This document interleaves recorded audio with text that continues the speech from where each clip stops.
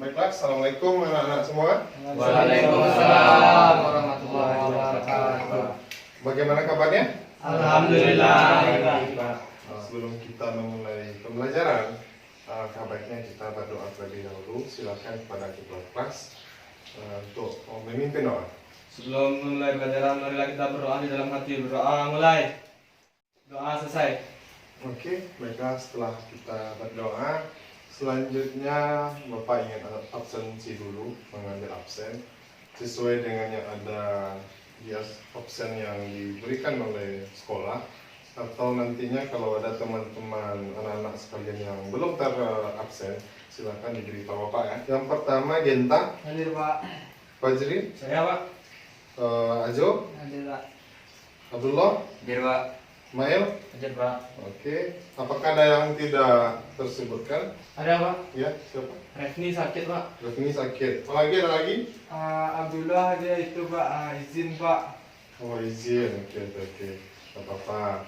Izin Pak. Ya. Bukan Abdullah yang ini Pak, Abdullah Malik namanya Pak. Oh, Abdullah Malik. Oke. Iya. Selanjutnya absensi mungkin sudah kita coba untuk perkenalan terlebih dahulu karena ini awal masuk kepada madrasah tingkat selanjutnya dari SD seperti itu ya.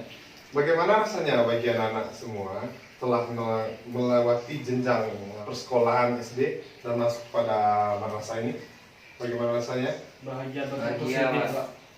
Bagaimana sedihnya dan bagaimana bahagianya? Bahagianya yaitu bisa berjumpa kawan-kawan baru, bisa berjumpa dengan Bapak Ganteng. Iya, alhamdulillah, terima kasih. Oke, selanjutnya mungkin itu saja dulu. Perkenalan Bapak mungkin sudah ada di depan. Nama Bapak Farizki Syahputra. Bisa anak-anak panggil Bapak Rizky, Bapak Farid, ya, sesuai dengan nama Bapak aja seperti itu. Apakah ada pertanyaan lagi? Pertanyaan Pak. Ya, silakan. Asal kampung Bapak di mana Pak? Kampung Bapak di Alam Panjang, Kabupaten Solo. Ya, lumayan jauh dari Bukit Tinggi ini. Seperti itu. Bapak, ini boleh apa? Ya, silakan. Jenjang pendidikan terakhir Bapak Pak. Jenjang pendidikan terakhir Bapak itu S2 Ciputat, masih mata pelajaran PAI. Satu Bapak di IAIN Bukit Tinggi, jurusan masih sama PAI. IP Bapak berapa? IPK. Kalau masalah IP itu standar lah, 3, sekian seperti itu. Ya, mencukupi syarat lah untuk lulus itu. Ada lagi pertanyaan? Ada Pak. Ya, silakan. Bapak sudah nikah Pak? Alhamdulillah, dalam urusan jodoh Bapak sudah diberikan jodoh oleh Tuhan Yang Maha Esa. Itu ada 2. Alhamdulillah. Iya. Anak Pak berapa Pak? Anak baru 3. Dari istri pertama itu 2, dari istri yang kedua itu baru 1. Izin bertanya Ya, Pak. silakan. Berarti Bapak tidak adil dong Pak? Nanti kita bahas masalahnya. Oke. Ada lagi? Kalau memang tidak ada, kita cukupkan. Kita lanjutkan pada materi.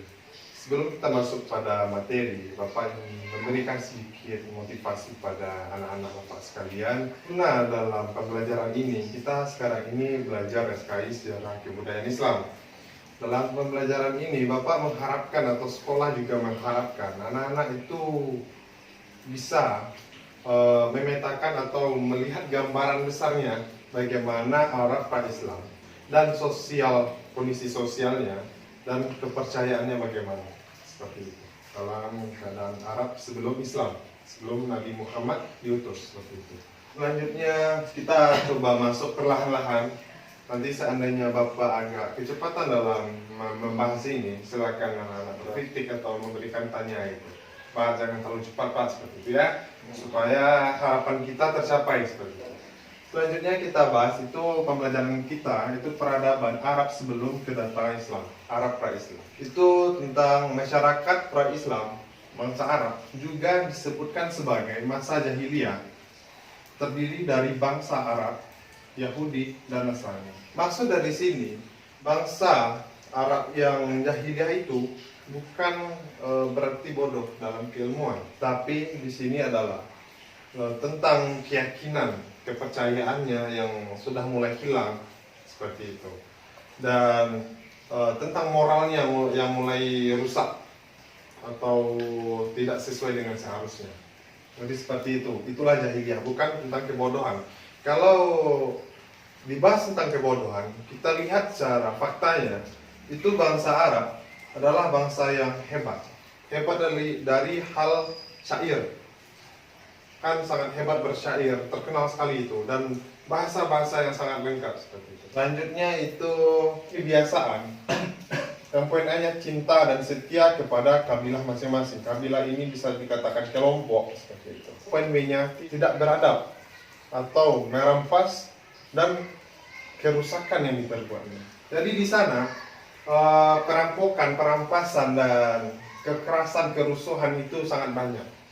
Seperti itu. Selanjutnya itu pemberani dan sanggup berkorban demi hal-hal yang dianggapnya baik. Jadi di sini sebenarnya ini kan bagus ini, berani dan sanggup berkorban demi hal-hal yang dianggap baik. Cuman dengan kepercayaan dan keyakinan dan nilai-nilai yang dimilikinya ternyata itu salah, bukanlah suatu kebaikan. Jadi ini semua terpeleset seperti itu karena kejahilian tadi. Mungkin dalam hal ini, dalam sosial budaya seperti itu. Dan kita lanjutkan pada media Bapak yang di sebelah. Bapak izin sebentar menutupi hal ini. Nanti Bapak silahkan waktu untuk mencatat bagi anak-anak sekalian. Di peradaban Arab sebelum kedatangan Islam, di situ menyembah berhala. Ada Hubal, ada Latah, Uzza, Manah dan lain-lainnya. Banyak nama-nama berhala yang ada waktu itu sebelum adanya Islam. Sedikit gambaran yang ingin Bapak berikan kepada anak-anak sekalian.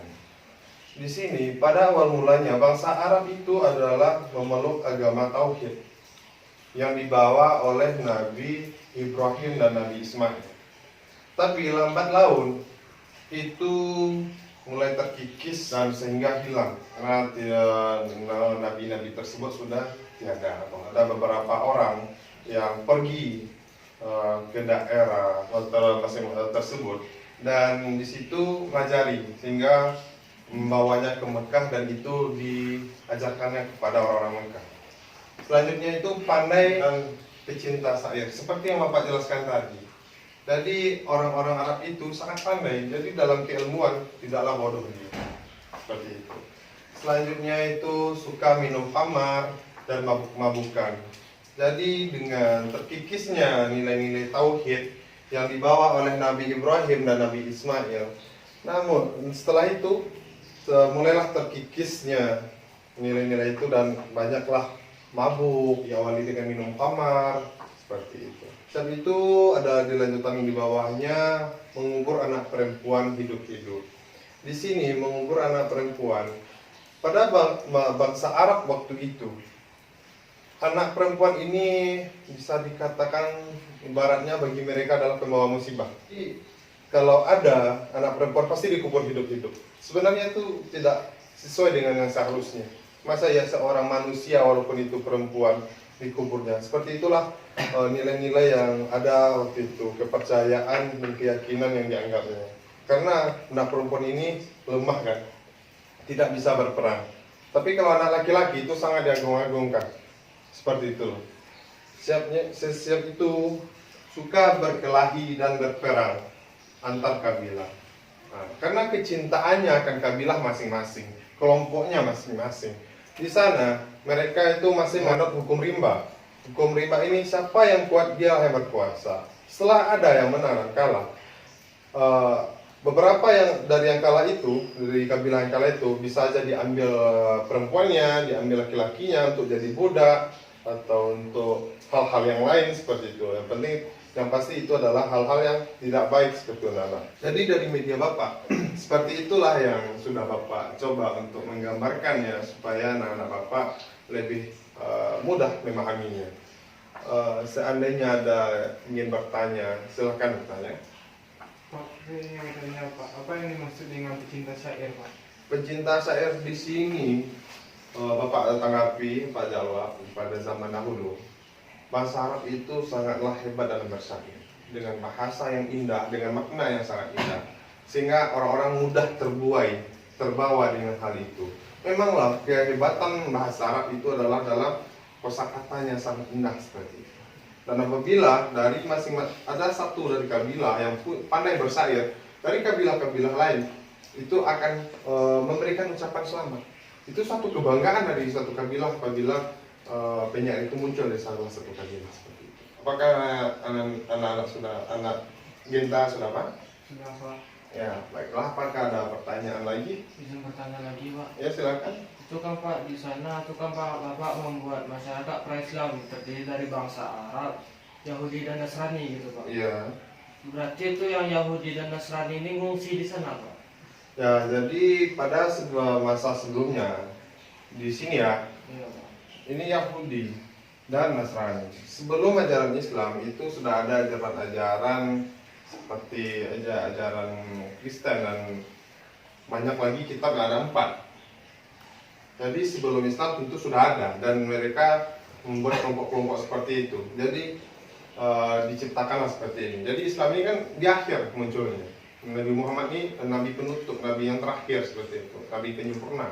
Bahasa ada beberapa ustaz yang membahasakan seperti itu. Lanjutnya, apakah ada? Oke, silakan. Nah, tadi Bapak ada mengatakan agama Hanif ya Pak. Iya, Hanif ya. Saya apa sih maksud dari agama Hanif itu, apa artinya gitu Pak? Ya, secara bahasa ataupun itu makna yang pada umumnya dipahami orang itu lurus dan benar. Jadi ya tidak hanya tauhid tapi juga ada dibahasakan Hanif. Hanif itu ya lurus dan benar sesuai dengan yang diturunkan Allah untuk Nabi Ibrahim dan Nabi Ismail. Tapi sayangnya dengan berjalannya waktu semuanya itu sudah mulai terkikis. Oh, berarti pada zaman dahulu itu agamanya nama Hanif ya Pak? Ya, ada beberapa literasi atau buku yang Bapak baca seperti itu. Jadi kan banyak buku yang mengukuhkan kenyataannya seperti itu. Selanjutnya itu akan Bapak coba menerangkan lagi itu tentang perdagangan.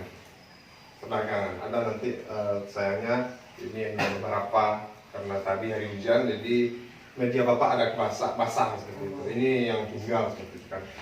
Kalau dalam ekonomi di sana terdapat beberapa macam perekonomian orang masyarakat waktu itu ada pertanian, ada perdagangan dan ada peternakan. Izin Pak, Ya. mau ke WC Pak. Ya silakan. Jadi Bapak jelaskan lagi Pak, lanjut. Bapak lanjutkan. Kalau dalam peternakan itu adalah suku Badui atau suku pedalaman atau pedesaan. Jadi di sana mereka selalu membawa ternak mereka ke tempat yang pada itu ada hujannya atau yang punya rumput seperti itu. Jadi selalu nomaden, pergi di mana ada tempat yang curah hujannya ada, karena untuk satu pertumbuhan dari tanaman-tanaman yang bisa dimakan oleh hewan-hewan yang dipelihara seperti itu. Ada hewannya itu baik dari unta, sapi ataupun domba. Itulah secara umum yang ada waktu itu. Mungkin ada lagi, silakan anak-anak cari untuk nanti. Selanjutnya itu kita lihat kalau dalam pertanian itu di perkotaan yang subur seperti Madinah, kan subur itu ada beberapa yang subur dan nyaman seperti itu. Dan dalam perdagangan di sini adalah di daerah perkotaan juga seperti di Mekah seperti itu. Di Mekah itu ada bangsa Yaman yang jadi Mekah itu adalah ibaratnya itu tempat perlintasan perniagaan seperti itu. Jadi ada bangsa Yaman nanti yang akan pergi melewati Mekah. Jadi masyarakat Mekah ini sangat belajar dari sekelilingnya yang ada seperti itu. Selanjutnya itu sebelum itu ayo kita dengarkan dulu bagaimana anak-anak sudah memahaminya, sampai atau masih ada pertanyaan? Pak, saya ingin bertanya Pak, Silakan. bagaimana apakah orang Arab, bagaimana cara dia mendapatkan kurma? Apakah itu disebut pertanian atau bagaimana Pak? Oke, kurma. Apa tanggapi ya? Jadi kan kurma itu dari tumbuhan juga, ditanam dan ibaratnya itu adalah pertanian. Pertanian mungkin kalau di daerah Arab itu Mungkin seperti kurma, kismis, seperti itu kan. Dan ada kayu yang harum. Ada yang tahu namanya? Kayu apa? Kayu kasturi pak. Nah, untuk buat parfum. Oh, buat parfum.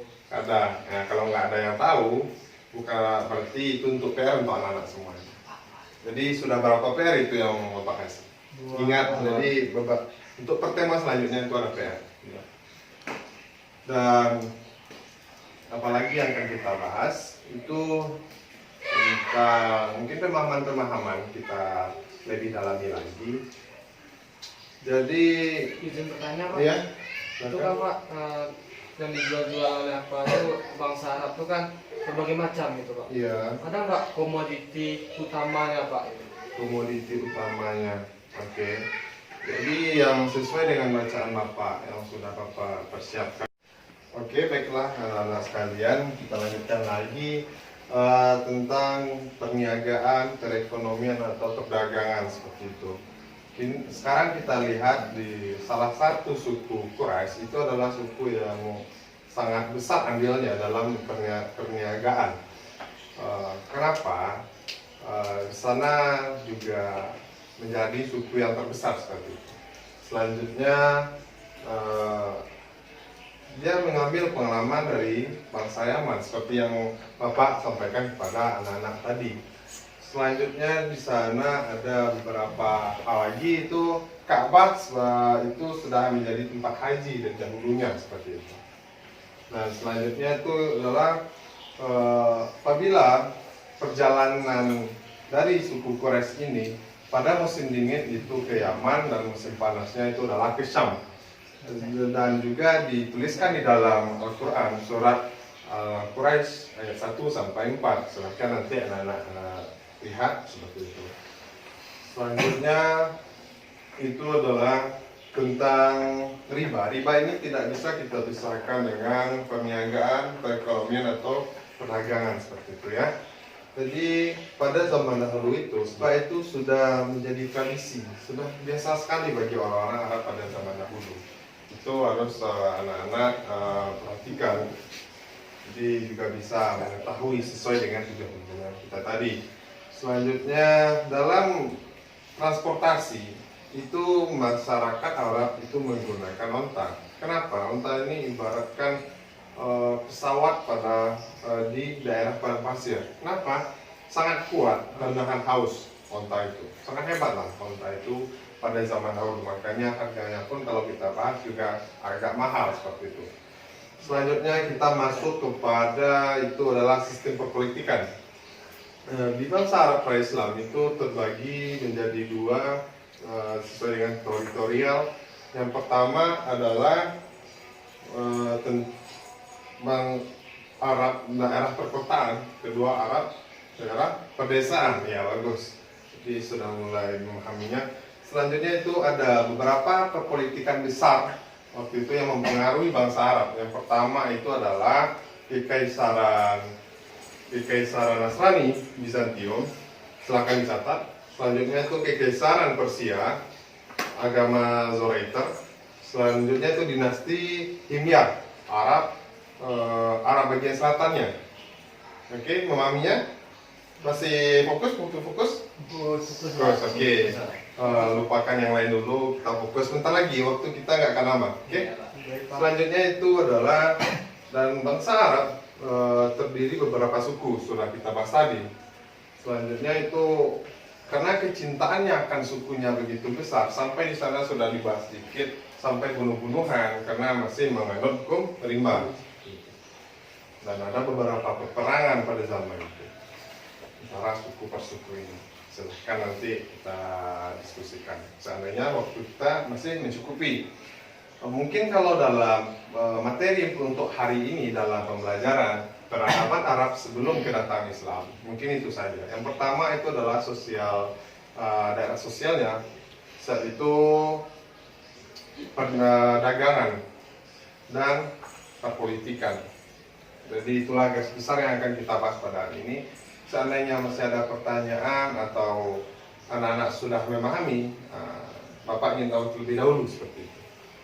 Seandainya masih ada pertanyaan, silakan. Apabila tidak ada pertanyaan, apabila sudah paham, katakan sudah paham supaya kita lakukan hal-hal yang lainnya. Ya, Izin bertanya Pak, ini silakan. kan tadi Bapak bilang bahwasanya transportasi orang Arab ini adalah unta gitu. Iya, Karena unta ini hebat gitu. iya, benar sekali. Jadi kenapa tidak unta dipakai bangsa Arab untuk berperang Pak? Malah kuda gitu. Oke, bisa Bapak tanggapi. Mungkin ada nanti sesi tentang masalah perkerangan. Cuman sekarang kita membahas tentang bagaimana peradaban Arab sebelum Islam. Cuman sedikit gambaran. Sebenarnya kalau onta ini memang sangat hebat, itu kuat, dia bisa menahan haus. Cuman dalam lari mungkin kuda lebih cepat, gitu, lebih gesit. Jadi itulah salah satu pertimbangan yang bisa Bapak berikan kepada anak-anak dari pertanyaan tadi. Mungkin itu saja. Dan juga waktu kita sudah habis, hanya beberapa menit lagi sebelum bel sekolah kita berbunyi kan. Jadi silakan dicatat apa PR-PR-nya tadi. Ingat, besok pas pertemuan kita akan review ini sedikit dulu. Setelah itu Bapak ingin mengambil PR-PR itu Anda untuk nilai kita seperti itu. Yang pertemuan pertama ini sekian dulu. Maaf bila Bapak ada kesalahan. Mungkin itu saja. Bapak tutup dengan Assalamualaikum warahmatullahi wabarakatuh. Waalaikumsalam warahmatullahi wabarakatuh.